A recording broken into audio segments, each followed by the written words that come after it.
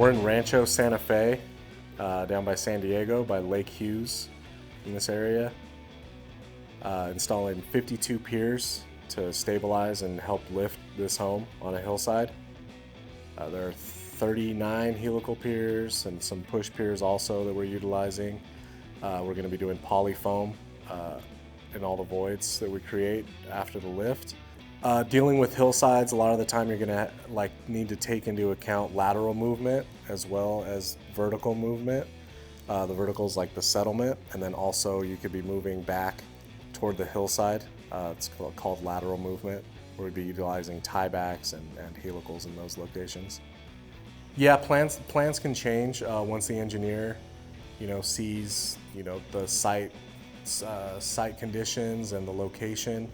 They could be, wanting to change up the scope of work. This property is a post-tension slab, so there's post-tension cables running through instead of rebar.